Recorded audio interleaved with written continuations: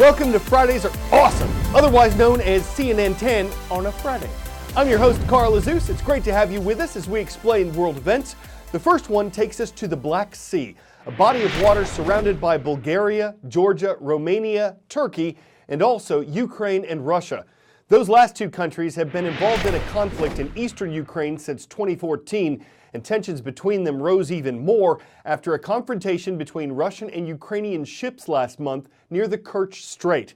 That's a narrow passage of water that links the Black Sea with the Sea of Azov. Russia captured 3 Ukrainian ships in the encounter, and now an American warship may be headed for the Black Sea. U.S. officials say this would be in response to Russia's maritime actions against Ukraine. The U.S. Navy says it routinely conducts operations in the international waters and airspace of the Black Sea.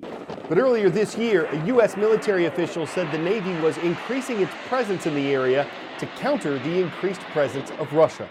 That country's making moves of its own in the region. In eastern Crimea, a peninsula that Russia controversially annexed from Ukraine in 2014, Russian troops recently conducted a military drill involving anti-aircraft missiles. Their country says that Ukraine is taking steps toward a military offensive, so there's a lot of international flexing taking place in this tense part of the world. A date which will live in infamy.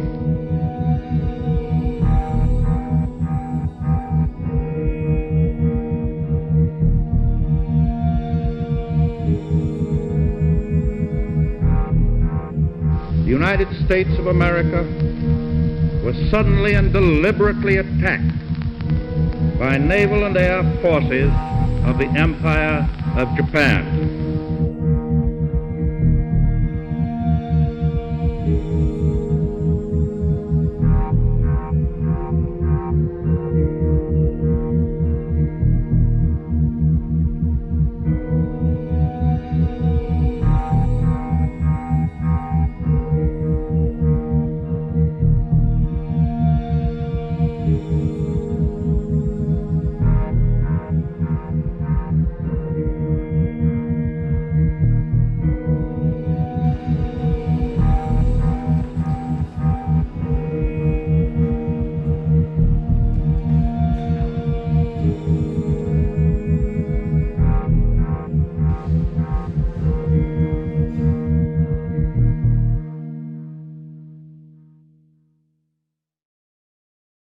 On this, the 77th anniversary of the attack, the USS Arizona Memorial is one place where events are held on National Pearl Harbor Remembrance Day.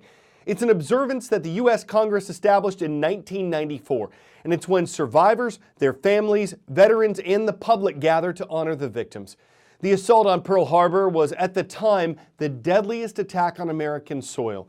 It led the U.S. to join China, Great Britain, and the Soviet Union, the Allied powers, in their fight against Germany, Italy, and Japan, the Axis powers. 10-second trivia. In 1899, American inventor Albert T. Marshall patented what kind of device? Automobile supercharger, refrigeration machine, kinetic wristwatch, or stove oven? Though devices for keeping food cold have been around for decades, Marshall's refrigeration machine got its patent in 1899. 119 years later, refrigerators have touch screens and cameras connected to your phone that let you see what's inside, which can help if you're stuck in the store without a list. But as technology gets smarter, a term used for when devices are connected to the internet, there are some downsides. Costs go up. Computer viruses could infect your kitchen appliances. And there are questions about how long the new technology will last. Will people need to upgrade their refrigerators as often as they upgrade their phones? When everything works, though... Technology's always played a big part in our kitchens. But as companies introduce AI into our appliances, how we cook in the future may look a lot different. We're kind of moving into this world in which machines are no longer just going to be collecting information or even kind of helping us analyze that information, but they'll be able to take action on our behalf. But can all the tech in the world make us better cooks? Technology is trying to idiot-proof cooking. This is taken to the next level. It looks like a microwave, but that's actually a $400 Wi-Fi connected oven. You can program it to cook what you want or use its meal delivery service. Never cook salmon. I tried once to make whitefish and it just didn't happen. For kitchen novices like me, it troubleshoots a major issue, knowing when your food is actually cooked. Each meal comes with a barcode. Scan it, and the microwave downloads the correct cooking time. To me, I know it's a convection oven, the whole thing, but it kind of feels like a microwave. Like I can't imagine that this is gonna be really that good. But we'll see. Okay, so it says that it's done. Ooh, look at that. All right, this is a moment of truth, guys.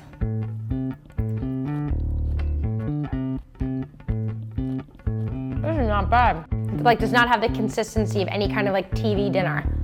The novelty of barcode cooking may wear off quickly for kitchen pros, and while prepared recipes can be tweaked, there's not a lot of room to improvise. But for people who want to make cooking simple, it's part of a larger trend of making gadgets work for you. Even if you order your meals through a service like Blue Apron or Tavala, you still don't want your pantry to be empty. But if you're anything like me, I never know what I've run out of. I mean, a grocery list, it's non-existent. As you scan with GenieCan, it automatically creates a shopping list. It doesn't always get everything right the first time. You have to get it in like just the right spot. And it takes a while when it doesn't know what it is. Ronzoni elbow pasta. GenieCan hopes to develop the tech so that your scanned trash can be reordered online and delivered automatically. Having your appliances work for you and actually predict your needs may be a staple of our future kitchens.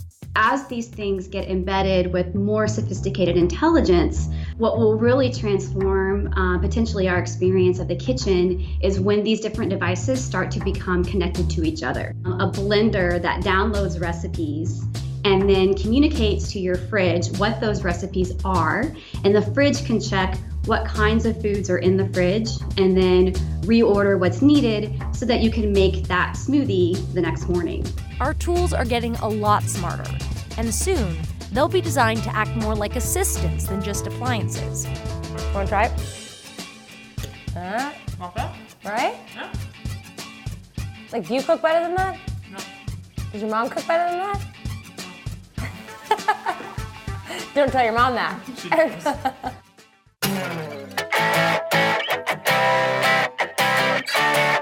Last story today is a little ditty about Jack and Diane, but they're not two American kids. They're an emu and a donkey that were apparently abandoned at a North Carolina farm. A bird sanctuary took them in, and they wouldn't be separated. They ate together, they slept side by side, they didn't like being apart.